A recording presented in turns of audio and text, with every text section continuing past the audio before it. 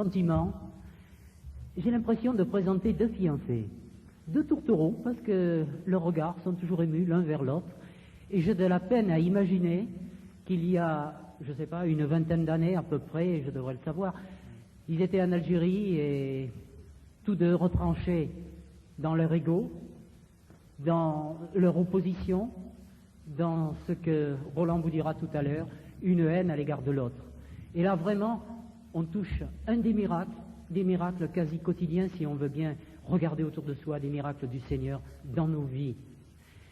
Tous deux vont témoigner de ce que le Seigneur a fait jusqu'à aujourd'hui, et je leur laisse la parole parce que c'est le cœur de notre réunion.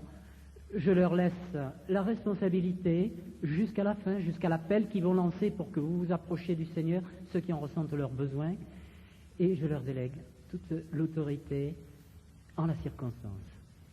Merci. Je pense que ce matin, nous nous sommes levés, nous avons voyagé, et bien sûr qu'il faut un temps pour se mettre dans le bain, comme on dit, mais c'est vrai que c'est pas toujours facile de commencer, mais ça fait rien, il faut toujours un commencement. Alors, je vous propose que nous chantions un petit chœur, peut-être que plusieurs le connaissent ici, pour nous démarrions dans la présence encore du Seigneur. Notre joie ne finira pas. Vous connaissez cela? Vous connaissez? Notre joie ne finira pas. Notre joie ne finira pas.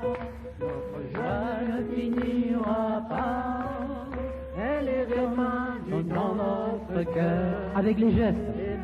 Tombe, tombe, tombe, et le mal s'en va, s'en va, s'en va. Les enfants de Dieu louent le Seigneur. Et le feu tombe, tombe, tombe, et le mal s'en va, s'en va, s'en va. Tous les enfants de Dieu louent le Seigneur. Encore une fois. Joie ne finira pas. Joie ne finira pas. Joie ne finira pas. Elle est répandue dans notre cœur. Et le feu tombe, tombe, tombe, et le mal s'en va, s'en va, s'en va. Les enfants de Dieu louent le Seigneur. Et le feu tombe, tombe, tombe, et le mal s'en va, s'en va, s'en va. Les enfants de Dieu louent le Seigneur. Nous voulons que ce matin, le Saint-Esprit vienne au milieu de nous. Nous avons besoin de ce feu d'amour. Et nous croyons que ce matin, tout au long de cette journée qu'il a préparée pour nous, je crois que nous avons de grands sujets de joie.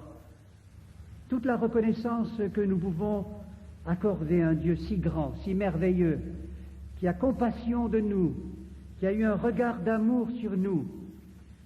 Et quand je réalise avec mon épouse depuis 27 ans, voyez, qu'on suit le Seigneur ensemble, et je dirais que c'est toujours encore plus merveilleux. C'est toujours merveilleux. Ça n'empêche pas, bien sûr, que quelquefois il y a les difficultés de la vie, mais ce qui est merveilleux, c'est que nous pouvons compter sur un Dieu qui est vivant, fidèle, et qui veille sur nous. Et nous croyons que ce matin, il va nous bénir, il va nous fortifier, il va nous encourager, il va, ce matin, nous élever dans sa présence. Nous avons besoin de lui, c'est vrai, comme j'ai aussi besoin de lui. Ce matin, je voudrais vous lire un texte avant que nous commencions le témoignage. Je vais vous lire ce psaume 121. Écoutez bien la parole de Dieu ce matin. Je lève mes yeux vers les montagnes d'où me viendra le secours. Le secours me vient de l'Éternel, qui a fait les cieux et la terre. Il ne permettra point que ton pied chancelle. Celui qui te garde ne sommeillera point. Voici, il ne sommeille ni ne dort, celui qui garde Israël. L'Éternel est celui qui te garde. Et je crois que nous pouvons témoigner de cela. L'Éternel est ton ombre à ta main droite. Pendant le jour du soleil, il ne te frappera point, ni la lune pendant la nuit. L'Éternel te gardera de tout mal. Je peux aussi témoigner de cela, que c'est vrai. il gardera ton âme. L'Éternel gardera ton départ et ton arrivée. Tout à l'heure, je vous raconterai une expérience que j'ai faite. Pour l'instant, nous pourrions dire, c'est vrai qu'il garde notre départ, mais par une circonstance que le Seigneur a prévue pour nous, pour moi, eh bien, il a retardé ce retard pour que je puisse encore ce matin, avec mon épouse, vous témoigner de l'amour de Dieu. L'Éternel gardera ton départ et ton arrivée, dès maintenant et à jamais. Et c'est vrai, mes amis. C'est vrai parce que nous l'avons tout au long de notre vie expérimenté. C'est toujours difficile de commencer, mais on va démarrer. Et pour démarrer, je vais d'abord laisser la place à mon épouse, hein, voyez, pour qu'elle puisse démarrer. Et puis parce que, vous voyez, c'est une suite d'enchaînements avec elle. C'est ça qui est extraordinaire, c'est que l'humour de Dieu, c'est que premièrement, le Seigneur s'est révélé dans la vie de mon épouse, étant donné qu'elle est fille d'Israël, juif, ce qui est formidable. Il a d'abord amené elle au Seigneur et ensuite moi. Et nous avons fait différemment 2 expériences, mais bien sûr, c'est toujours le même Seigneur. Alors, je vais lui laisser maintenant la place. Bien, je veux d'abord vous saluer tous et dire que je suis heureuse de partager avec vous ces moments et surtout de partager ce merveilleux Sauveur, parce que c'est un merveilleux Sauveur. Bien, oui, il y a plusieurs années, donc, j'ai rencontré Jésus-Christ comme mon Messie. Je suis heureuse de dire que j'ai découvert le Messie. Je ne le connaissais pas il y a 27 ans, donc je me suis mariée avec un non-juif et j'ai été élevée dans la tradition juive et c'est vrai que notre mariage était assez dur à accepter au niveau de la famille, mais pensant qu'au XXe siècle, les guerres de religion s'étaient terminées, nous nous sommes mariés et notre mariage a duré 15 jours. Et au bout de 15 jours, j'ai découvert un mari qui haïssait les juifs, et tout ce qui était juif, d'ailleurs, il le haïssait, et de là est né pendant 10 ans une vie, j'ai connu l'enfer dans notre maison, dans notre foyer. Nous avons eu 3 enfants, et vraiment notre vie était vraiment une catastrophe, notre vie de couple. Et je voudrais dire que si ce matin ici il y a des couples qui sont peut-être au bord du divorce, il y a peut-être des hommes seuls, peut-être des femmes seules parce que le mari est parti, parce que nous vivons dans une époque où le mariage n'a plus tellement de valeur. Bien, ce que nous voulons vous dire ce matin, c'est que nous avons un Dieu qui est tout puissant. Et tout ce qui est impossible aux hommes, ce qu'il a fait pour nous, il est aussi capable de le faire pour vous ce matin. Et donc, nous avons vécu pendant ces 10 années vraiment quelque chose de terrible. Moi, j'étais souvent malade, nous sommes séparés, et il n'y avait qu'un seul lien qui nous retenait ensemble, c'était nos 3 enfants. Et mon mari donc avait des passions, il vous le dira tout à l'heure, et il ne ramenait absolument aucun argent à la maison. J'étais obligée de travailler pour élever mes 3 enfants. Et donc, pendant ces 10 années, nous avons vécu comme ça. Moi, j'étais devenue une vieille femme. Et puis, vraiment, il n'y avait plus rien qui m'intéressait. C'est avec le Seigneur. Et puis, vraiment, c'était une véritable catastrophe. Moi, je faisais de la dépression. J'ai fait plusieurs tentatives de suicide. Et je bénis Dieu parce que je peux dire que je ne l'ai pas cherché. Non, pas du tout. Je n'ai pas cherché Dieu. Je pensais que si j'étais si malheureuse, c'était parce que je m'étais éloignée de la religion de mes pères et que j'avais désobéi à Dieu en me mariant avec un non-juif et que, en fait, je récoltais ce que j'avais semé. Je le pensais sincèrement parce que souvent, je me posais des questions et puis je me disais, mais mais c'est pas possible, pourquoi je suis si malheureuse, pourquoi tout ça, qu'est-ce qu'il y a après la mort, on est vivant aujourd'hui, puis demain après il n'y a plus rien. J'ignorais tout, j'ignorais que j'avais une âme, je ne savais pas que j'étais perdue, je n'avais pas connaissance de... Le mot péché pour moi, ça ne voulait pas dire grand-chose. Et bien pendant toutes ces années, nous avons vécu comme ça.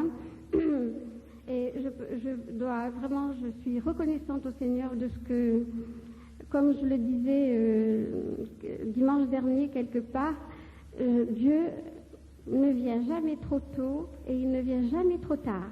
Il vient juste au bon moment. Il sait le moment exact où il doit nous rencontrer. Parce qu'en fait, c'est pas nous qui rencontrons Jésus, c'est lui qui vient nous rencontrer. En tout cas, c'est mon expérience, c'est notre expérience. Et donc, nous étions en Algérie, mon mari était surveillant de prison, et je disais toujours à cette époque que mon mari avait le physique de son emploi. Plus maintenant. et puis, donc, il travaillait à la prison, et il y avait un chrétien qui travaillait avec lui, qui parlait de Jésus tout le temps, et puis, il lui a donné un jour un Nouveau Testament, et puis il me l'a amené, et puis moi... Quand j'ai vu qu'il était question de Jésus, j'ai mis ça de côté, ça ne m'intéressait pas, parce que Jésus, ça représentait mon mari, qui lui était d'origine catholique, et je me disais, merci, bien comme ça va, j'en veux pas. Et bon, moi je préférais plutôt lire Nous deux, Intimité, tous ces magazines-là, c'était ma lecture favorite. Et puis, quand il y a eu les événements d'Algérie, je suis tombée malade, j'ai eu un empoisonnement du sang. D'abord, il m'était sorti des grosses plaques sur les jambes, et suite à cet empoisonnement du sang, et après ça, j'ai été paralysée, je ne pouvais plus marcher, et vraiment, c'était vraiment la grande catastrophe, parce que je me retrouvais à 30 ans, avec 3 enfants, plus personne, donc il y avait eu un grand vide au point de vue familial, parce que mon mari haïssait ma famille, donc... il était impossible que je puisse avoir de l'aide de ce côté-là, mais Dieu, il ne se trompe jamais, il sait faire les choses exactement. Et puis là, vraiment, j'ai atteint le fond du désespoir. Et j'avais vraiment un projet qui était terrible dans mon cœur, et il y avait juste Dieu qui savait que ce que je voulais faire, je voulais me jeter par la terrasse avec mes 3 enfants. Et c'est pour ça que je vous dis que Dieu ne vient jamais trop tard. Il vient juste au bon moment. Et vraiment, je suis reconnaissante au Seigneur parce qu'il emploie tous les moyens. Et donc, un soir où vraiment ça allait vraiment mal, et mon mari, quand il rentrait de son travail, qui me disait « T'es pas mort, tu m'as pas débarrassé », ça c'était notre salutation après une journée quand il rentrait de son travail. Ça, c'est pour vous dire ce qu'était notre vie. Et puis donc, un soir où vraiment ça allait plus mal que d'habitude, j'ai dit à mon mari, demain matin, je me fais hospitaliser, et puis tu vas te débrouiller avec les enfants. En fait, je voulais qu'il réagisse et qu'il s'occupe un petit peu plus des enfants. Et là, ce soir-là, mon mari s'est dit, j'étais assez têtue, elle va mettre son projet à exécution, et puis moi, je me trouvais bien embarrassée avec les enfants. Et nous avions la télévision. On manquait du strict nécessaire chez nous, mais alors la télévision, elle n'était pas payée, mais enfin, ça fait rien. On l'avait quand même. Et donc, il m'a dit, écoute, il a été un petit peu plus gentil, il m'a dit, écoute, je vais te lever, je vais t'installer, et tu vas regarder la télévision. Puis en lui-même, il s'est dit, ça va la distraire, et puis elle ne pensera plus à aller à l'hôpital et me laisser les enfants. Mais là, nous avons vu une émission qui s'appelait à cette époque « 5 colonnes à la une », et il relatait des événements importants dans le monde. Et là, il y avait un évangéliste qui prêchait l'évangile sous un immense chapiteau. Et donc, je ne peux pas vous dire que c'est ce qu'il a dit qui m'a tellement frappée, tellement touchée, mais c'est ce que j'ai vu. Donc, après avoir prêché l'évangile, il a prié pour les malades. Et nous avons vu, donc, il y avait mon mari, ma fille qui avait 9 ans à cette époque. Nous avons vu des malades guéris. Et entre autres un jeune homme sourd et muet de naissance, et qui a été complètement guéri. Et puis ce qui m'a vraiment bouleversée, c'est que on a amené une dame d'un certain âge devant l'estrade et cet évangéliste a prié pour elle au nom de Jésus. Et il a prié d'ailleurs 3 fois pour elle. Et cette femme s'est mise à courir le long de l'estrade, elle pleurait, elle riait. C'était vraiment quelque chose de poignant. Et puis, dans mon cœur, j'ai pas douté une seconde bon, parce que quand on regarde la télévision, on se dit, bon, c'est la télévision, c'est du cinéma. Mais là, j'ai été saisie par ce que je voyais. Et puis après, il a invité les malades, ceux qui regardaient cette émission. Et il a dit, lorsque Jésus était sur la terre, il allait de lieu en lieu, et partout où il passait, il guérissait tous les malades. Et si Jésus-Christ est toujours vivant, il n'est pas resté attaché à la croix, il est vivant encore aujourd'hui. Où que vous soyez, je vais prier. Et où que vous soyez, vous qui regardez l'émission, si vous croyez que Jésus-Christ est le Fils de Dieu, eh bien, approchez-vous de votre écran de télévision. Et lui avait mis sa main, et il a dit, on va établir un point de contact, et puis Dieu va vous guérir. Mais moi, je dois vous dire que moi, je n'ai pas eu le temps ni de me lever, ni d'aller faire cet acte de foi. D'abord, je ne croyais pas que Jésus était le Fils de Dieu, et 2, je ne pouvais pas le faire. Mais là, mon mari, tout d'un coup, s'est souvenu que j'allais rentrer à l'hôpital et que j'allais lui laisser les enfants. Alors, lui, il s'est dit, bon, on peut toujours essayer, hein. Il s'est dit, bon, si ça ne lui fait pas de bien, ça ne lui fera pas de mal, hein. Et lui a mis sa main. Mais je peux vous dire ce qu'il y a de plus merveilleux, c'est que tout s'est passé en une fraction de seconde. Vous savez, pour Dieu, le temps n'existe pas et il fait les choses d'une façon extraordinaire. Et quand il fait quelque chose, il le fait merveilleusement bien. Et pendant que cet évangéliste priait, moi, j'ai été une très grande chaleur qui est venue sur moi. J'étais couverte de sueur. Et vraiment, j'ai entendu une voix intérieure qui m'a ordonné de me lever. Puis sans même réaliser ce qui m'arrivait, je me suis mise debout. Et d'abord, le premier miracle, parce que miracle il y a, je n'avais plus un seul bouton, aucune trace sur mes jambes. Mes jambes étaient nettes, tout avait disparu. Et deuxième chose, je pouvais me tenir sur mes 2 jambes sans aucune souffrance, sans rien ressentir, rien, c'était vraiment... Et là, mon mari s'est tourné, ma fille m'a regardé, a commencé à pleurer, à crier, à dire « Maman, tu marches ». Et puis moi, au fond, je ne savais pas ce qui m'arrivait, si c'était réel, si j'étais en train de rêver, je ne savais pas exactement ce qui m'arrivait. Et vraiment, là, j'ai commencé à marcher, mais j'y allais doucement. J'ai commencé à faire quelques pas, et puis je pouvais marcher tout à fait normalement. Et j'ai marché, j'ai été jusqu'au fond de mon couloir, et puis je suis revenue, et je me suis effondrée en larmes, et puis là, je pleurais. Et mon mari est venu, il m'a dit, mais écoute, qu'est-ce qui se passe? Alors je dis, je sais pas, en fait, je savais pas, je savais que c'était Dieu, mais bon, Jésus, c'est une autre histoire. Et là, j'ai dit à mon mari, mais ton copain qui travaille avec toi, est-ce que c'est la même chose que ce qu'on vient de voir? Je ne sais pas. Et j'ai dit, écoute, j'aimerais bien que tu lui dises de venir. Et il est venu le dimanche suivant, et quand il a su que j'étais juive, alors naturellement, il m'a apporté Jésus le Messie, mais alors ça ne marchait pas du tout. Parce que, non, je ne voulais pas, je disais non, non, je me suis trompée une fois en me mariant avec un non-juif et je ne veux pas maintenant changer de religion et beaucoup de choses qui passaient dans ma tête. Et puis, quelques temps après, une chrétienne est venue chez moi et vraiment je bénis le Seigneur pour le témoignage de cette femme qui était vraiment remplie d'amour et quand elle a su que j'étais juive, eh bien...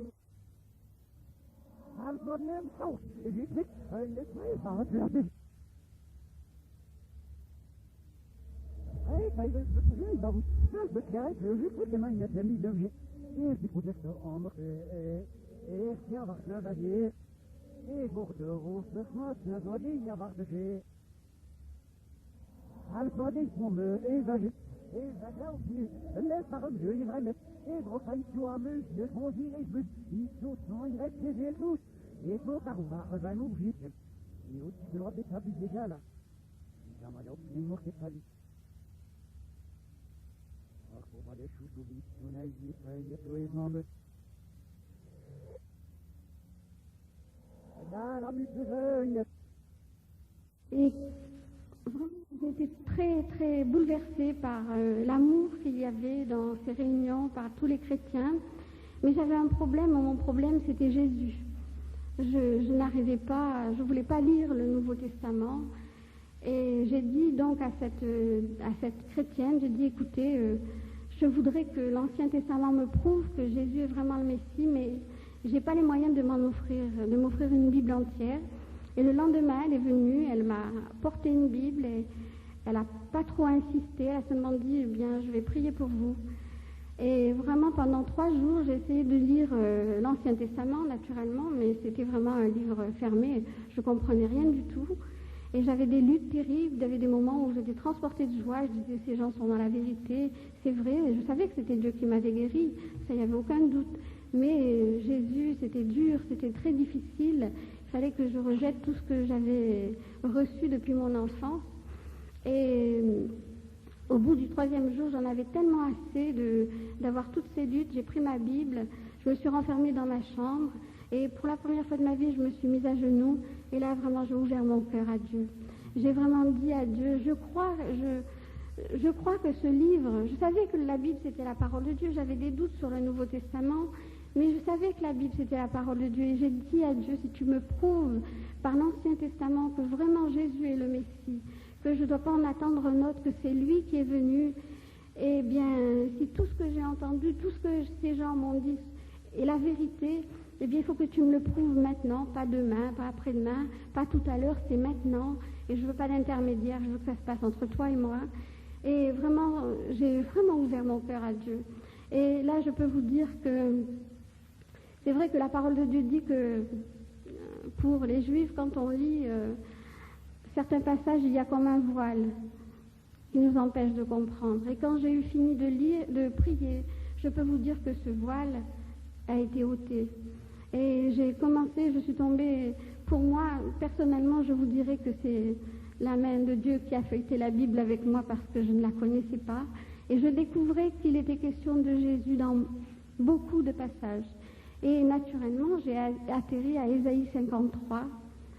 Et vraiment, ça a été la révélation de ma vie. J'ai lu Ésaïe 53, je lisais, je pleurais, et j'ai lu aussi l'évangile de Jean. Et là, j'ai mis ça en parallèle et vraiment, c'était quelque chose, le jour le plus merveilleux de ma vie. Vraiment parce que là, j'ai rencontré mon Sauveur. Là, j'ai rencontré mon Messie. Et là, j'ai confessé mes péchés. Vraiment, je peux vous dire que Dieu a rempli ma vie de joie. Il a rempli ma vie de paix. Il m'a donné ce qu'aucun homme ne pouvait me donner. Il a guéri mon corps, c'est vrai. Et c'est quelque chose d'important, de très merveilleux. Mais ce qu'il a fait de plus extraordinaire, c'est qu'il a sauvé mon âme et radicalement changé ma vie. Et là, j'ai pris conscience de ce que le mariage était quelque chose de sacré pour Dieu. Et je me suis rendu compte que moi, je haïssais mon mari, d'ailleurs c'était réciproque. Et là, j'ai dit à Dieu, bien, je ne suis pas capable de l'aimer par moi-même, c'est impossible. Mais alors, moi, je te donne cette haine et toi, tu me donnes ton amour pour l'aimer. Et je peux vous dire que Dieu l'a fait. Comment il a fait, je ne peux pas vous l'expliquer, mais il l'a fait. Et mon mari, lui, s'en est rendu compte. Et c'est ça qui est merveilleux, c'est que quand on fait une expérience avec Jésus-Christ, eh bien, les autres le voient. Et vraiment, je suis reconnaissante parce que tout au long de ces années, vraiment, on vit de la bonté de Dieu. Chaque jour qui passe, on vit de la bonté de Dieu. Et j'ai été brûlée il y a 15 ans. Et j'ai été brûlée au 3e degré. Si je suis vivante, je peux vous dire que c'est parce que j'avais Jésus avec moi. Et vraiment, je rends grâce à Dieu et je souhaite que pour certains dans cette matinée, eh bien, ce soit quelque chose, un commencement nouveau pour vous.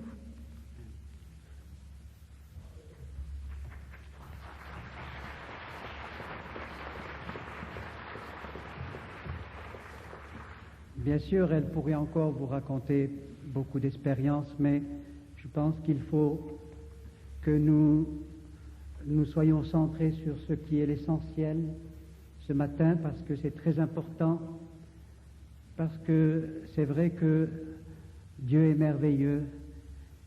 Lorsque ma femme a été transformée, elle a été guérie, vous pensez bien que ça m'a posé pas mal de questions, parce que je me disais, mais c'est pas possible, c'est vrai, bon, maintenant elle marche, mais alors c'est dans sa tête que ça va plus, parce que elle chante des cantiques, elle sourit à la moindre occasion.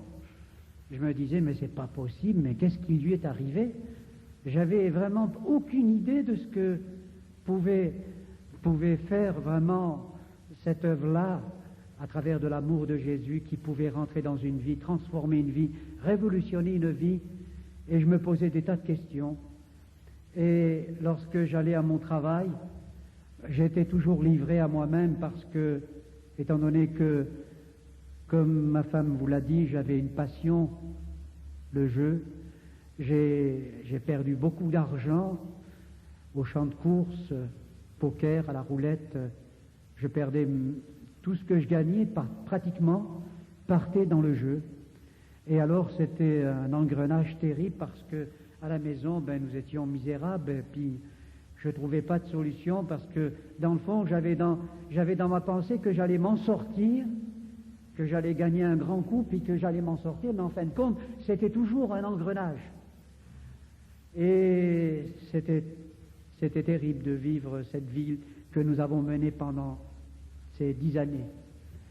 Et un jour, pas longtemps après, 15 jours après, cette magnifique expérience que ma femme a fait, je l'ai fait moi-même à la prison. J'étais gardien de prison et je me trouvais sur une passerelle et je surveillais les courettes et je regardais et je me posais des questions. Je me dis, mais vraiment, mais il y a quelque chose qui t'échappe parce que c'est vrai que ta femme a été guérie. Est-ce que tu reconnais cela? J'ai dit oui, je reconnais, mais pour moi c'est différent parce que j'arrive pas à comprendre cela. Et puis un après-midi, toujours dans cette même journée, 3 heures de l'après-midi, c'est pour ça que, mes amis, si ce matin il y a des personnes dans cet auditoire sincères, honnêtes, et que vous avez un problème, quel que soit le problème, quelle que soit la difficulté dans laquelle vous pouvez vous trouver, je peux vous dire que Dieu n'est pas sourd, qu'il entend, et qu'il est capable de répondre sur le champ, pas demain matin, ou après-demain matin, ou dans une semaine, mais il est prêt ce matin à répondre à notre besoin. Vous croyez qu'il est capable de le faire? Il veut le faire. Et alors, j'ai analysé tout ce qui venait de se passer, et je crois que là, j'ai été sincère. Je pense qu'il faut être sincère, honnête, quand on est face à Dieu, quand on lui expose nos besoins, quand on lui apporte nos difficultés. Je pense qu'on ne peut pas chicaner, on ne peut pas tricher. Il faut apporter vraiment le besoin de son cœur. Et je crois que je lui ai apporté, honnêtement.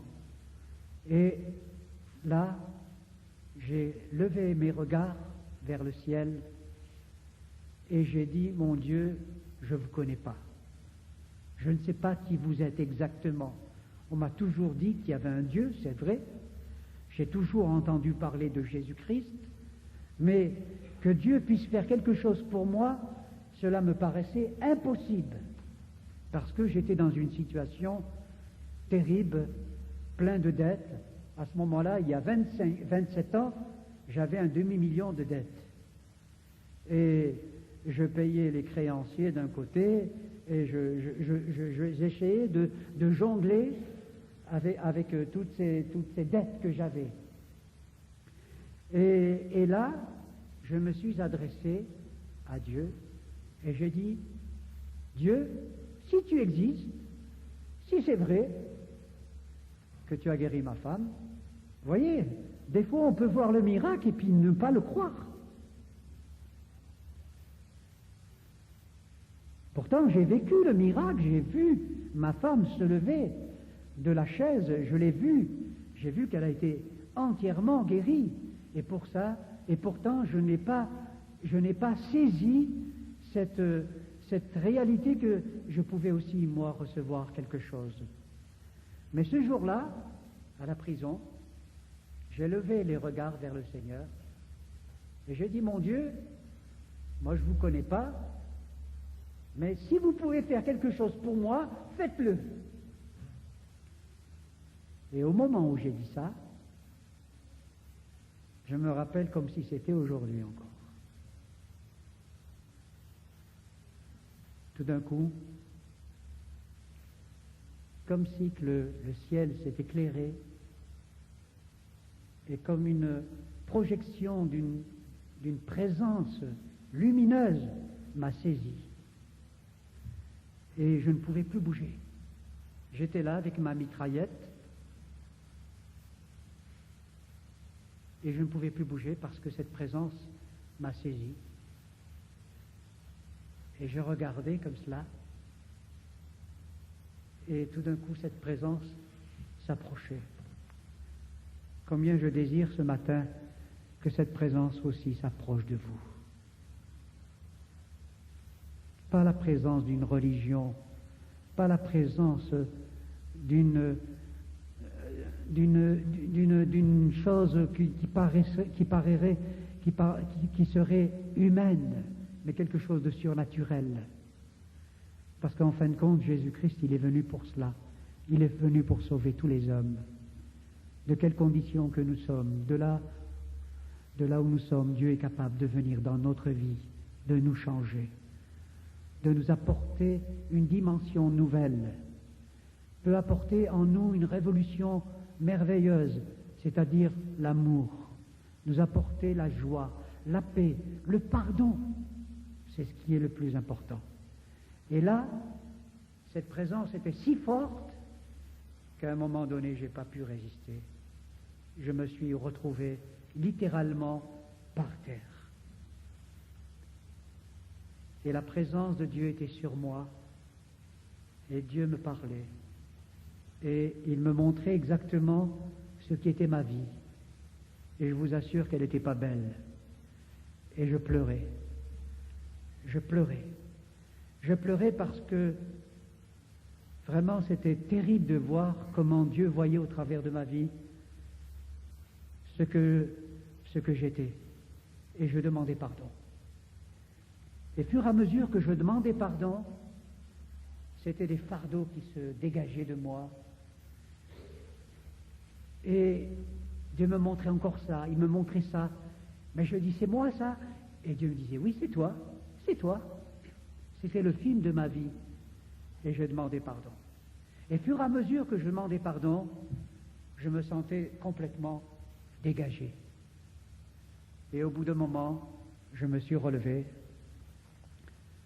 Ma vie était transformée. J'avais rencontré Jésus. J'étais plus le même. Et je crois que ce matin aussi, plusieurs d'entre nous, nous pouvons faire aussi cette expérience.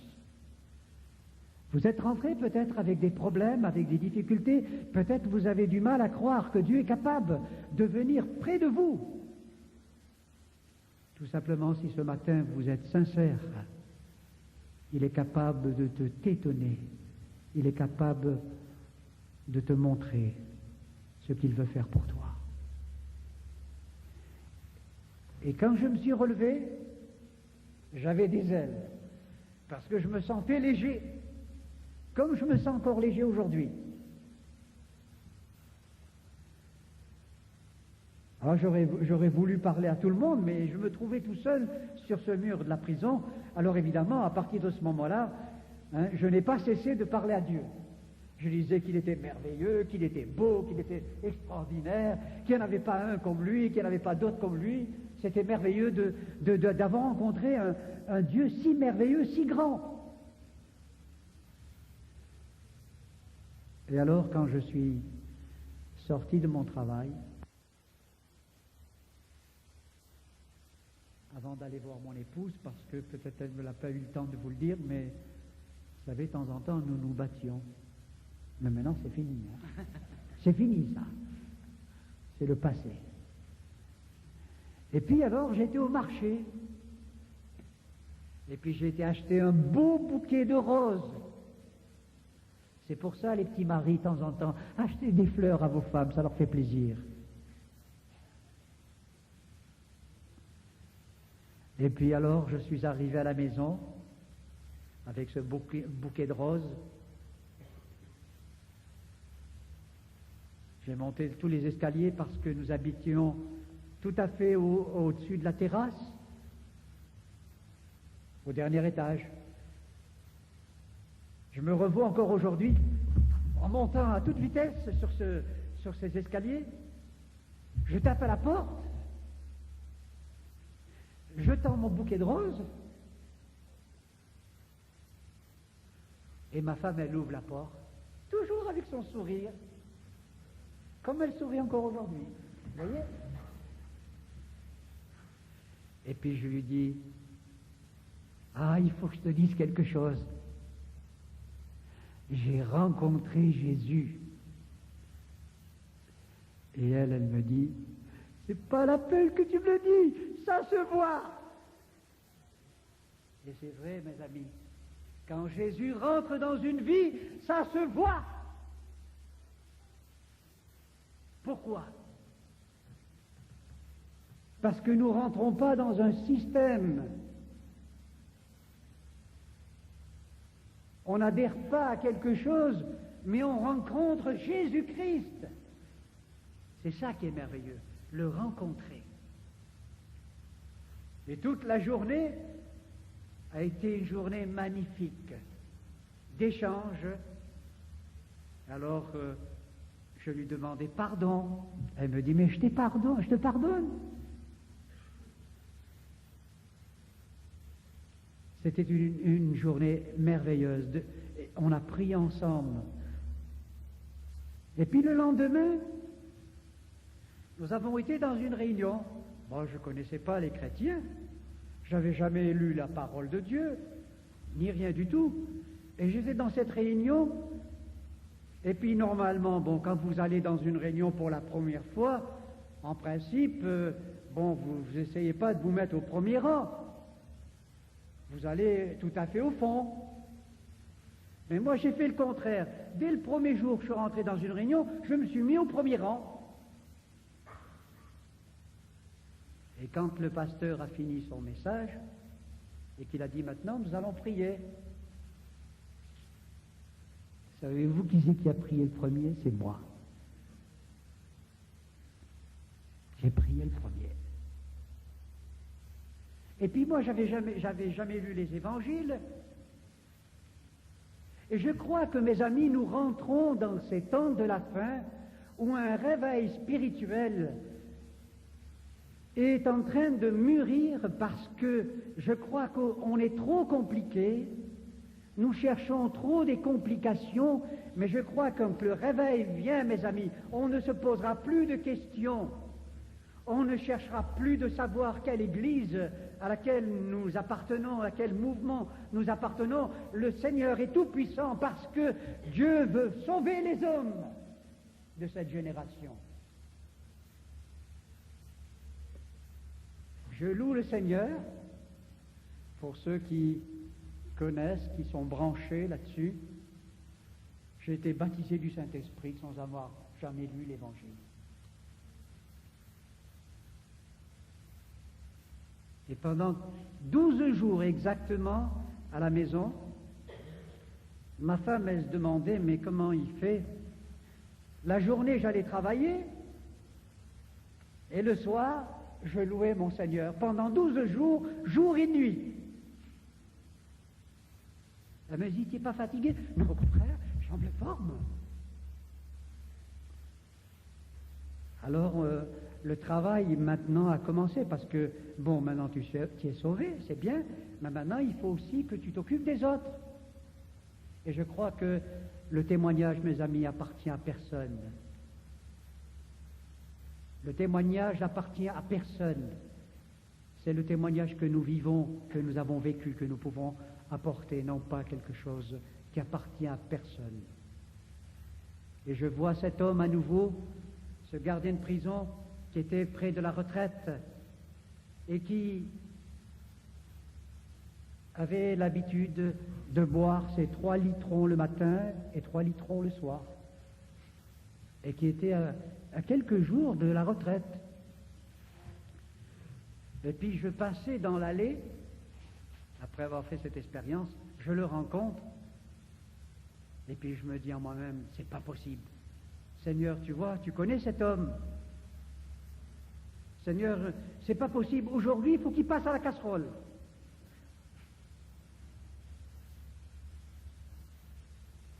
Et puis je vais vers lui. Et puis il y avait une petite chambre qui était un petit peu la chambre des visiteurs des avocats quand ils venaient voir les détenus. Je l'attrape comme cela, pourtant il avait un certain âge. Je l'attrape et puis je le pousse, je le tire et je le fais rentrer dans cette petite chambre. Oh, je le fais rentrer dedans. Et je dis, mon Dieu, mon Seigneur, c'est pas possible. Tu ne peux pas laisser cet homme dans cette situation. J'ai mis mes mains sur lui, j'ai prié. Et chose extraordinaire, cet homme a été libéré. Cet homme a été complètement transformé par la grâce de Dieu. Et ça a amené des répercussions dans sa famille. Vous voyez que l'évangile, c'est quelque chose de merveilleux parce que l'évangile a des répercussions aussi sur les autres.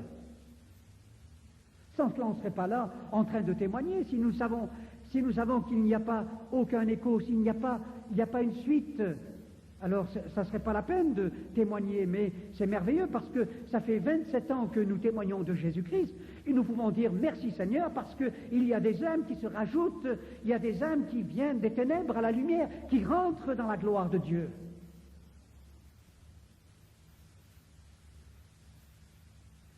Et cet homme a été complètement transformé.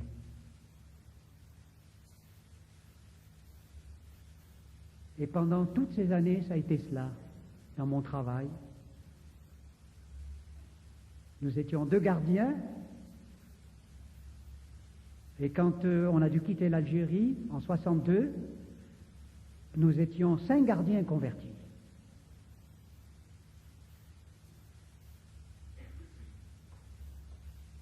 Et puis aussi, c'est merveilleux, c'est que dans ce milieu-là, dans la prison, où vous avez la possibilité aussi de contacter, de parler avec les détenus, les gens qui ont des problèmes, et particulièrement un homme qui était condamné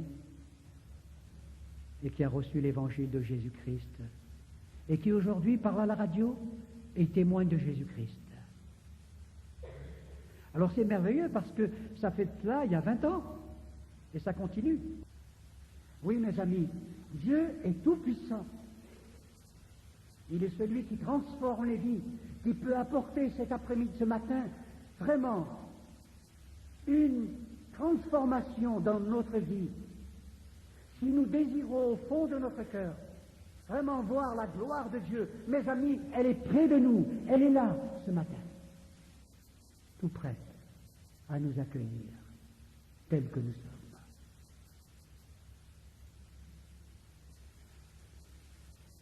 Quand nous sommes revenus d'Afrique en 70,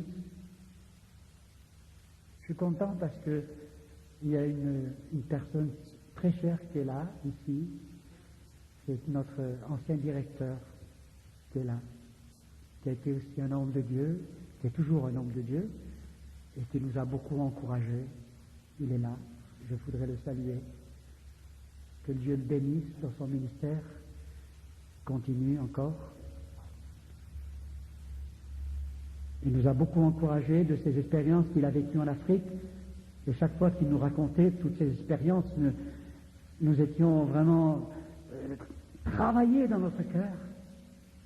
Et en 70, quand nous sommes revenus d'Afrique, j'ai fait un infarctus. Et tout au long de toutes ces années, il y a eu des bas et des hauts. Oui, alors tout au long de ces années 70 jusqu'à 86, De toute manière, malgré, disons, ce problème cardiaque, je dois dire quand même que nous étions limités, j'étais limité, mais quand même on apportait le témoignage. Et en 86,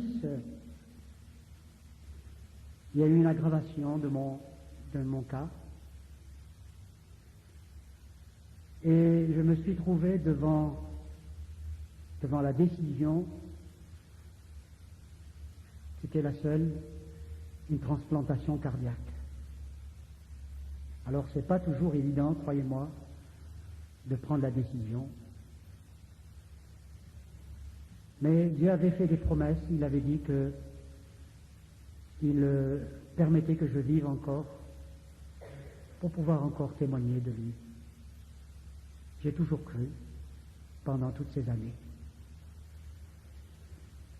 À tel point que lorsque je me trouvais à l'hôpital en 86, en novembre 86, j'ai fait 3 édèmes pulmonaires successives et puis c'était la fin pratiquement. Mais je me suis accroché, j'ai continué à prier le Seigneur. Et je peux vous assurer qu'il est là, même dans ces circonstances difficiles. Ma femme est témoin, elle pourrait vous dire cela. Je dois juste dire que en 76, quand le cardiologue m'a annoncé ce qu'avait mon mari, et que médicalement il n'était pas opérable, et qu'il ne pouvait rien faire, et que les choses allaient en s'aggravant, naturellement j'ai beaucoup pleuré, et je me suis jetée à genoux et j'ai prié. Et là, tout de suite, le Seigneur m'a consolée et m'a donné une parole. Et il m'a dit, cette maladie, elle n'est pas la mort, elle est pour la gloire de mon nom. Naturellement, moi, je crois que comme beaucoup, je pensais à la guérison divine. Je pensais que Dieu allait le guérir et lui donner un autre cœur. En fait, il lui en a donné un, mais d'une autre façon. Et l'année dernière, pendant la convention donc, à Grenoble, par une petite fille, j'avais prié le matin, j'ai demandé au Seigneur un encouragement. Et j'ai reçu un message de la part d'une petite fille qui est venue porter un papier. Et il y avait ce verset, je ne te délaisserai point et je ne t'abandonnerai point. Et puis j'ai dit, Seigneur, qu'est-ce qui va arriver? Tout de suite, je me suis dit, qu'est-ce qui va se passer, Seigneur? Ça faisait déjà 9 mois que mon mari attendait la transplantation, avec des moments difficiles. Il est resté 7 mois complètement à la maison, sans pouvoir sortir, sans pouvoir même recevoir de visite, parce qu'il était très fatigué. Mais il y a une chose qu'il pouvait recevoir, c'était la visite du Saint-Esprit. Et ça n'a pas manqué. Je peux vous dire que vraiment le Seigneur est fidèle. Il a gardé notre cœur dans la paix. J'ai toujours dit, Seigneur, si tu veux le reprendre, eh bien, c'est toi qui donnes et c'est toi qui reprends. Et on a toujours vécu tous les deux dans la confiance en Dieu, même quand ça allait très mal. Même quand en 86, il a fait cet œdème pulmonaire, on pensait que c'était fini, qu'il ne verrait pas le soleil se lever. Et l'infirmière est venue plusieurs fois me voir dans la salle d'attente. Et l'eau ne voulait pas s'évacuer de ses poumons. Mais on était à plusieurs, à prier. Et j'avais vraiment la paix dans mon cœur. Je savais que si le Seigneur avait voulu le prendre, il aurait pu le faire. Déjà, il avait maintes et une occasion de le faire. Il nous a déjà dit au revoir plusieurs fois. C'était un petit peu pressé, hein. Et puis, c'était pas la volonté de Dieu, ça j'en étais convaincue. Je savais que le Seigneur avait un plan, lequel, bien sûr, ça nous était très difficile de prier pour cette intervention, pour demander, Seigneur, oui, il faut que quelqu'un meure pour qu'il ait son cœur. Alors ça, c'était vraiment quelque chose d'assez difficile. Mais bon, nous avons fait confiance, et puis, pensant que Dieu ne se trompe jamais dans ce qu'il fait. Et puis, bon, le moment est arrivé et c'est vraiment quelque chose de merveilleux, c'est extraordinaire. Je dirais que s'il y a peut-être des personnes qui se posent des questions, je sais qu'on m'a posé beaucoup de questions, des fois un petit peu des questions, par rapport à la foi, ça ne change rien du tout, parce que je crois qu'il faut autant de foi pour accepter une telle opération et une conviction profonde que le Seigneur est là et qu'il a aussi donné des médecins. Et il contrôle aussi toutes choses, parfaitement. Oui, ma femme aussi, après l'opération, a dû se recycler parce que revivre avec un homme en bonne santé, alors... C'est vrai que c'était pas facile, hein, parce que quand on vit pendant 17 ans avec un homme malade, faire toujours attention, toujours prendre soin de lui, un régime et tout ça, puis tout à coup quand on est rentré à la maison, eh bien, je vivais avec un homme en parfaite santé, et bon, ben, j'avais des petites habitudes qu'il fallait que je laisse tomber, et c'était pas facile, parce qu'il fallait le suivre, il fallait marcher, il fallait faire de la gym, c'était vraiment... mais je bénis le Seigneur parce que tout va bien. Ah oui, c'est extraordinaire. Et puis alors le jour est arrivé où on m'a appelé de Chambéry pour aller à l'hôpital cardiologie de Lyon. Ceux qui habitent à Lyon ici, ils sont quand même privilégiés parce qu'il y a un centre cardiologie formidable, très bien adapté, puis aussi très sérieux. Je peux dire que vraiment c'était vraiment merveilleux, tous ces moments-là. Et quand nous sommes arrivés à Lyon, c'était, disons, 6 heures du soir, et il y a eu la préparation. Et nous avons prié avec ma femme, et puis à 10 heures du soir, j'ai dit à ma femme, maintenant, écoute, il faut que tu rentres sur Lyon, hein, puis tu reviendras demain me voir. J'ai pas pensé une seconde que j'aurais pu mourir. Vous vous rendez compte? J'étais dans la paix. Et vous savez, c'est important d'avoir la paix. Et alors à minuit, ils sont venus et ils m'ont amené au bloc. Et moi-même, j'étais étonné parce que je me disais, c'est extraordinaire, je suis dans la paix. Et puis je leur posais des questions. Qu'est-ce que c'est ça? Et ça, qu'est-ce que c'est? Je leur posais des questions. Et eux, ils me répondaient. Ils étaient là, tout étonnés. Ils me disaient, tiens, c'est un drôle de client, celui-là. Et ce qui est formidable, c'est que je me suis réveillé le lendemain avec, on peut dire, une armada de tuyauterie de tous les côtés. Et je me dis, j'ai ouvert mes yeux et j'ai dit, ça y est, ils te l'ont fait.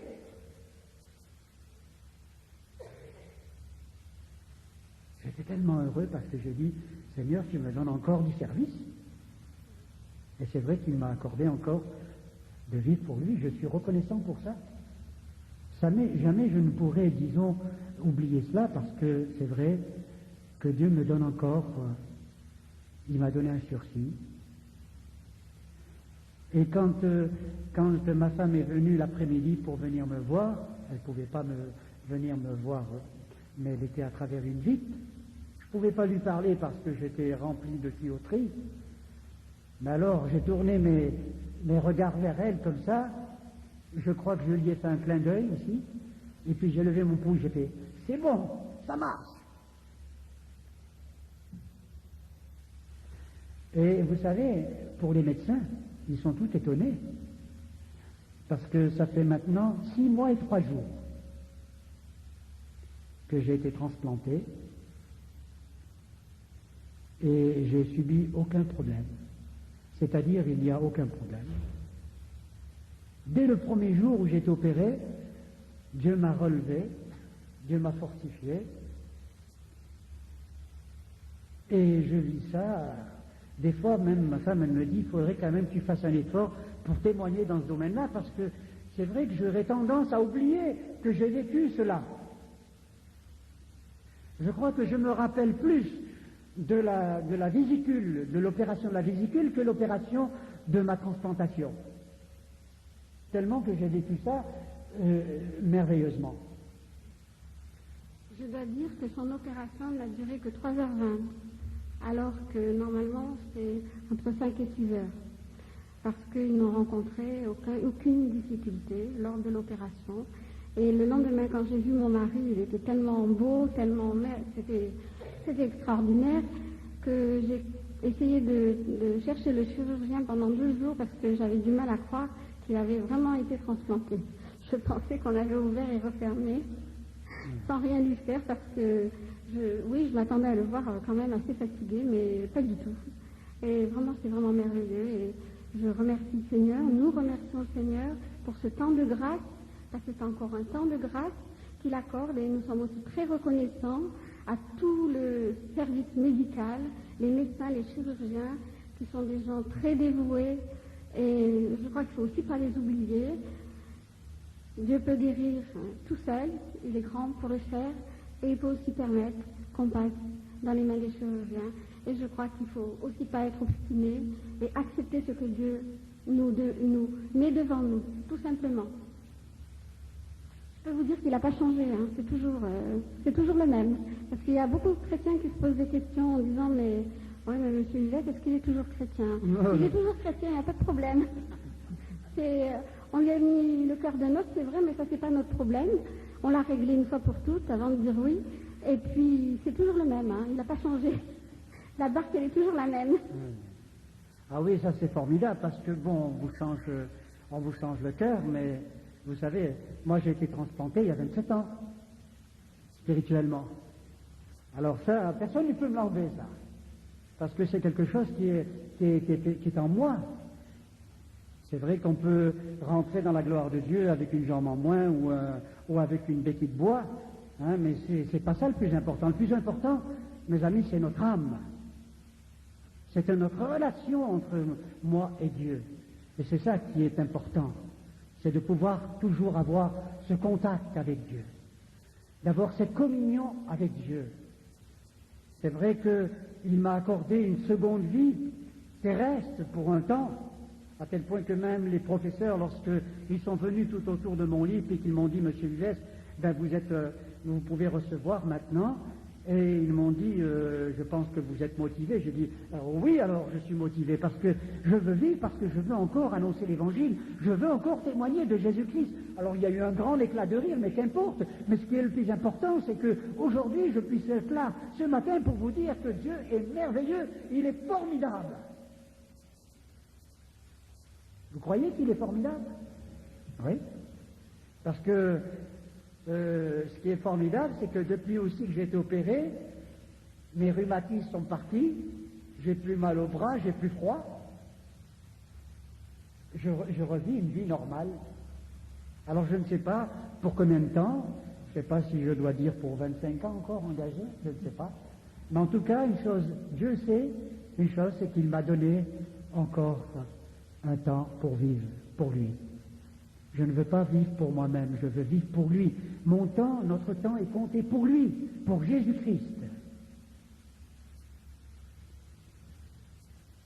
Et les médecins, lorsqu'ils venaient le matin dans ma chambre, ils venaient et ils nous disaient « Alors, monsieur Vivès, comment ça va aujourd'hui ?»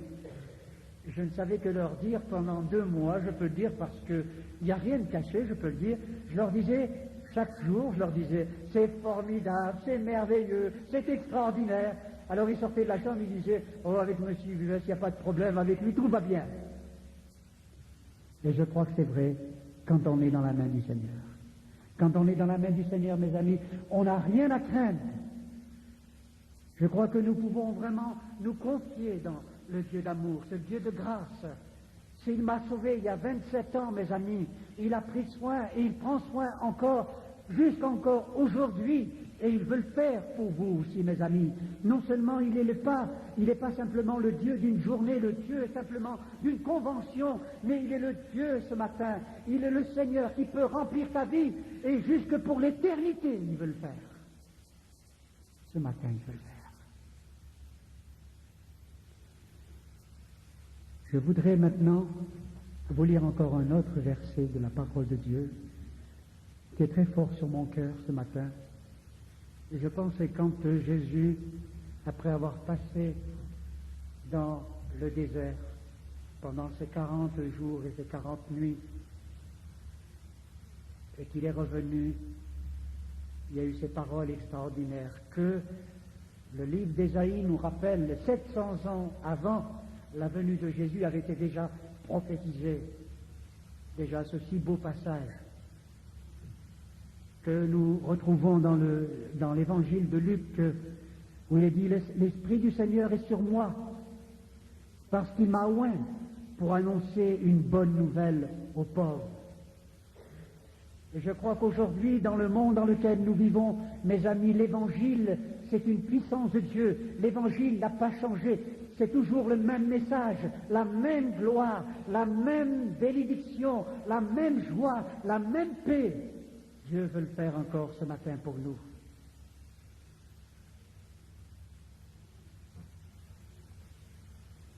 Il m'a envoyé pour guérir ceux qui ont le cœur brisé. Et nous savons qu'au niveau de la famille, nous pouvons en parler puisque dans notre couple, par la grâce de Dieu, Dieu nous a donné 3 enfants, nous avons 9 petits-enfants, et depuis 27 ans, je peux vous dire, sans aucune retenue, de vous dire que j'aime de plus en plus ma femme, que je suis de plus en plus amoureux d'elle. Ça va peut-être vous surprendre à notre âge, parce que nous sommes plus jeunes, mais assez jeunes aussi pour pouvoir nous dire encore des choses agréables, parce que nous nous aimons en Jésus.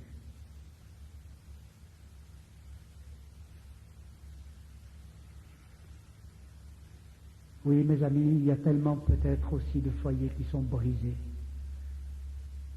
des vies qui sont brisées, des foyers qui sont brisés, des couples qui sont brisés, des familles avec leurs enfants qui n'arrivent plus à retrouver, qui n'arrivent plus à trouver cette relation que Dieu avait établie depuis le commencement, mes amis. Il avait établi cela, et je crois que c'est la plus belle chose, c'est que Dieu veut sauver aujourd'hui notre famille, il veut sauver nos familles. Je crois qu'il veut le faire ce matin, pour nous. Pour proclamer aux captifs la délivrance, aux aveugles de retrouver la vue, pour renvoyer libres les opprimés, pour publier une année de grâce du Seigneur. Et je crois que maintenant, ce matin, mes amis, nous sommes dans l'année de grâce de l'amour de Dieu. Et nous pouvons recevoir ce matin son amour. Nous pouvons recevoir son pardon, sa joie. Vous croyez que cela est possible dans la génération dans laquelle nous vivons, mes amis? Dieu est capable, ce matin, de changer tout cela. Il est capable de rentrer dans une vie.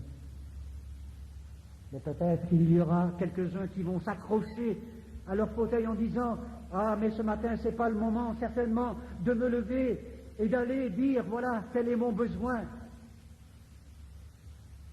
Mais ce matin, ayez le courage, mes amis, de reconnaître que sans la grâce de Dieu, sans l'amour de Dieu, nous ne sommes rien, nous ne pouvons rien. Pour cela, mes amis, Dieu a donné ce matin la possibilité à plusieurs d'entre nous de pouvoir rencontrer Jésus, non seulement comme Seigneur et Sauveur, mais il est capable ce matin de rétablir le contact familial. Il est capable de remettre en place ce qui a été détruit, ce qui est brisé, ce qui est désespérément maintenant détruit. Dieu est capable ce matin de le reconstruire parce que tout ce qui est impossible aux hommes est possible à Dieu. Vous croyez que c'est possible ce matin? Il veut le faire.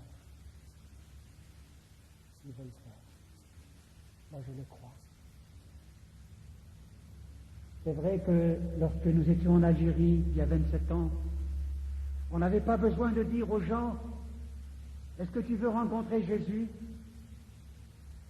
Nous avions le privilège, oui, d'être dans des réunions et on n'interpellait pas, même pas les gens.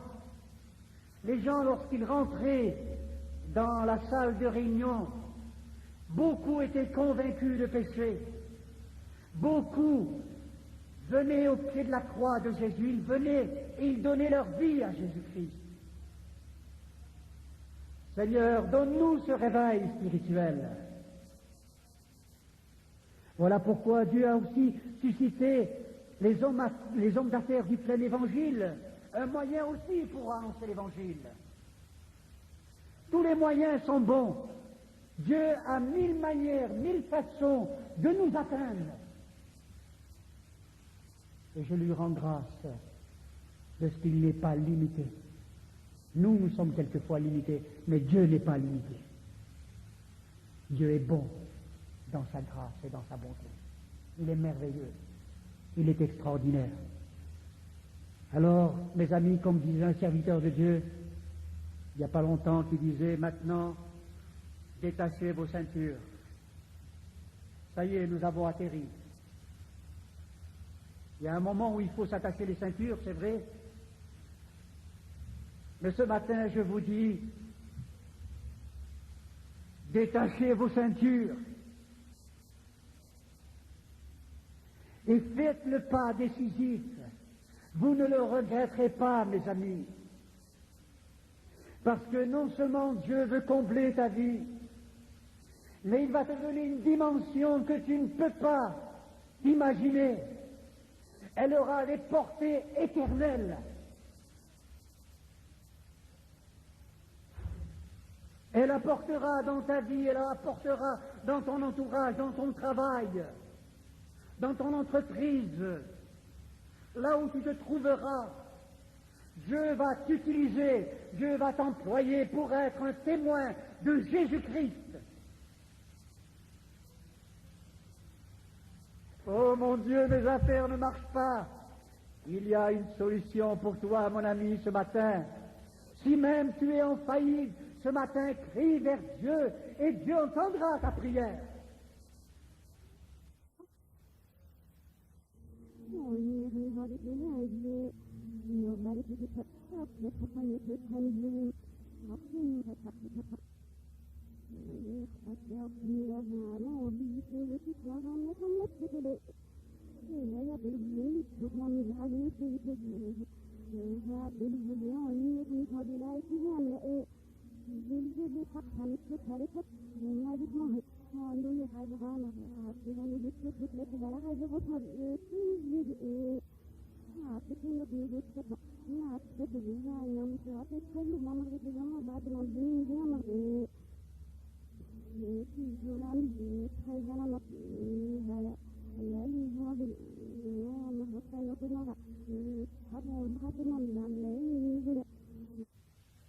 Et la nuit, pendant que je dormais, j'ai dit Seigneur, j'ai apporté cela, j'ai dit Seigneur, c'est pas possible, tu peux pas me laisser comme ça, je peux pas être avec ce plat, je peux rien faire.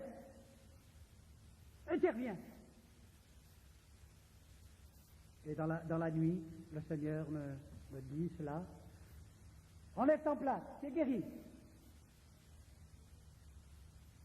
Il y aurait des gens qui diraient, mais celui-là, ça va pas. Hein? Et le matin, je me lève et je dis à ma femme, je suis guéri. Elle me dit, ah bon, d'accord. Et puis j'appelle quelqu'un, je dis, viens ici. Et je dis, maintenant, casse mon plat. Je casse ton plat? T'es sûr? T'es d'accord? Oui, casse mon plat. Alors, boum, casser le plat. Et j'étais guéri. Quand c'est nécessaire, il faut. Dieu n'est pas limité. Comme une fois, j'ai prié, Seigneur Jésus, guéris-moi. Ah, mais tu vas passer par le bistouri. Puis des fois, le Seigneur, il intervient miraculeusement, merveilleusement. Combien de fois il l'a fait? Et puis aussi le Saint-Esprit, c'est quelque chose de merveilleux, c'est une personne, le Saint-Esprit. Je me rappelle quand j'étais dans cet hôpital et que je disais, Seigneur, soutiens-moi, parce que j'avais 25 à 30% de ma capacité pour mes poumons de respiration. J'étais branché avec l'oxygène, je ne pouvais pas tellement me bouger, rien du tout. Mais je demandais au Seigneur, j'ai dit, Seigneur, soutiens-moi. Et puis tout d'un coup, je commençais à rire, à sourire. J'ai dit, c'est les infirmières, et en me demandant ça, il dit, M. Vives, il est perdu, il est en train de perdre la tête. Mais Dieu est en train de me renouveler. Dieu est le Dieu des miracles, mes amis. Il n'est pas simplement le Dieu des miracles pour guérir nos corps. C'est vrai qu'il veut le faire. Mais le plus grand des miracles, mes amis, c'est qu'il veut faire une rencontre avec chacun de nous.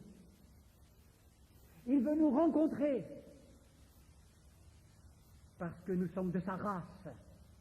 Nous avons été créés à l'image de Dieu. Et nous ne sommes pas faits pour être seuls. Nous sommes faits pour connaître notre Créateur, pour l'adorer, pour le louer, pour lui faire confiance, pour pouvoir aller de l'avant, pour pouvoir continuer à vivre.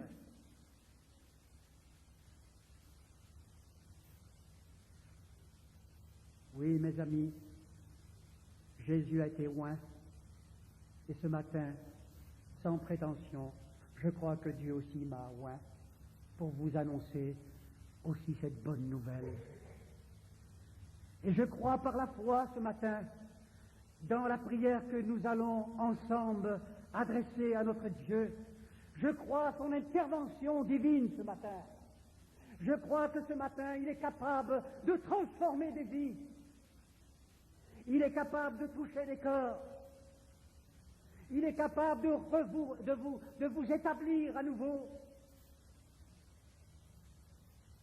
Mes amis, ne vous contentez pas simplement, oui, c'était bien ce matin, oui, c'était bien. Mais je voudrais que plus que cela, mes amis, que ce matin vous puissiez rencontrer le Dieu vivant. Plusieurs d'entre vous, vous allez me dire, mais je connais Dieu.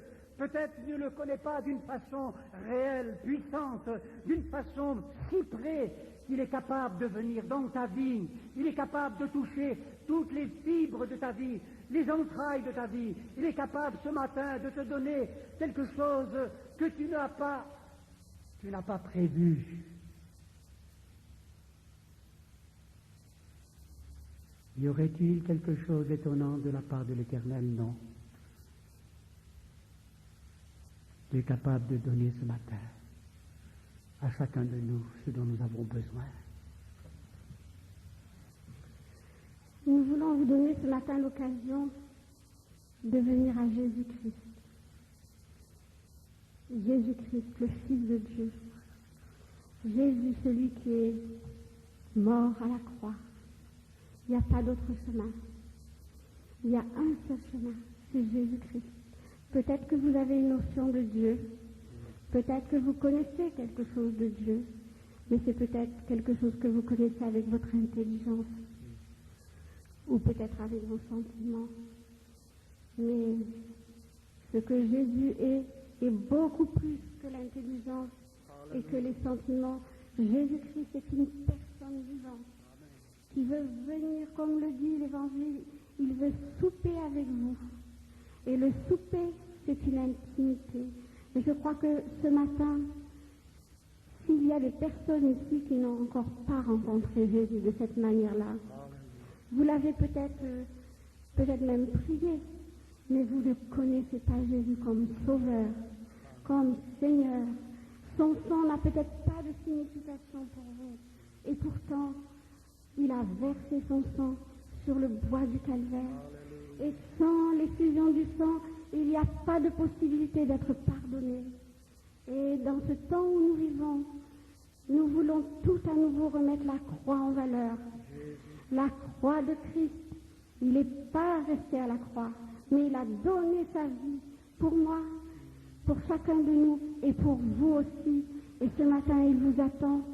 Jésus-Christ est ressuscité et il veut l'être pour vous.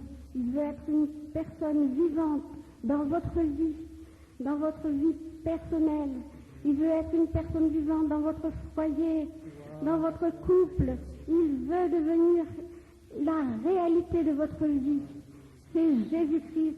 Vous pouvez aller chercher partout ailleurs. Jamais vous ne trouverez ce que Jésus est capable de vous donner. Et nous voulons ce matin vous donner l'occasion, surtout aux personnes qui n'ont pas encore la certitude. Peut-être vous ne savez pas où vous allez passer l'éternité. Eh bien, nous pouvons vous dire ce matin que Jésus-Christ a préparé pour vous une place, mais il vous faut passer par la croix. Il vous faut passer par la croix du calvaire. Il vous faut passer par la repentance. Il vous faut passer pour être purifié de vos péchés, parce que nous sommes tous des pécheurs. Nous sommes tous des pécheurs, mais lorsque nous acceptons le sacrifice de Jésus, alors nous sommes sauvés par grâce. Et le sang de l'agneau, le sang innocent qui a été versé pour le pardon de nos péchés, est efficace pour vous ce matin. Nous voulons vous donner l'occasion ce matin de pouvoir faire une rencontre personnelle avec Jésus. Amen.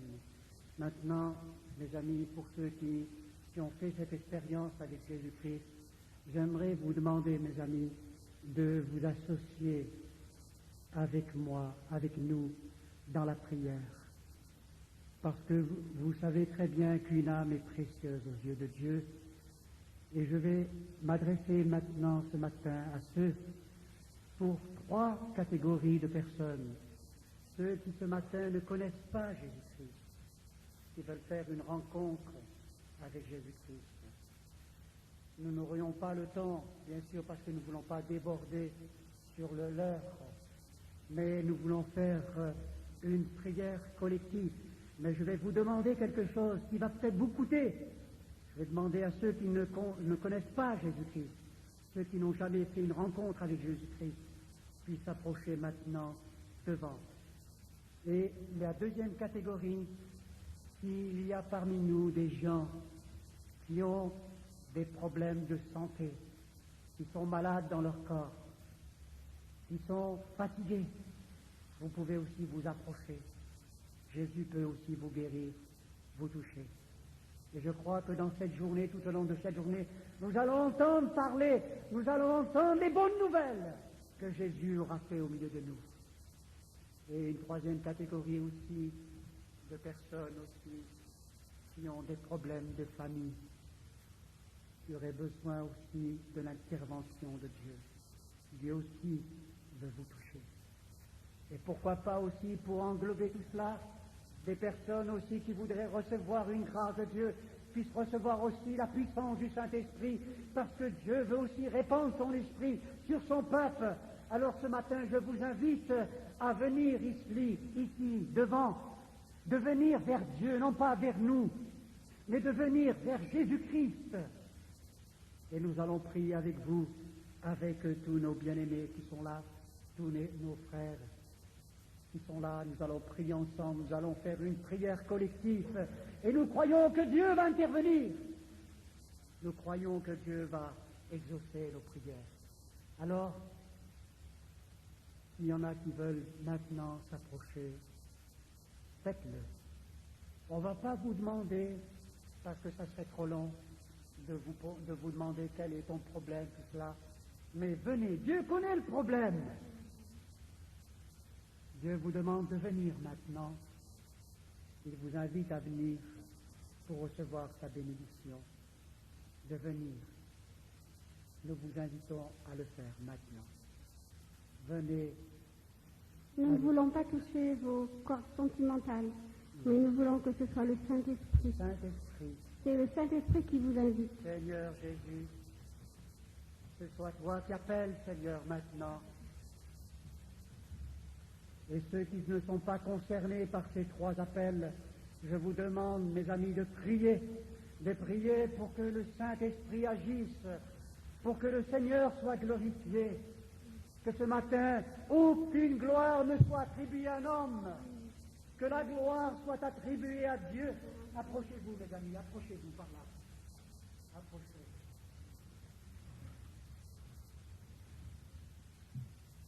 Et je vais vous aider à vous dire cela. Dans le fond de votre cœur, mes amis, sincèrement, honnêtement, vous apportez votre problème au Seigneur.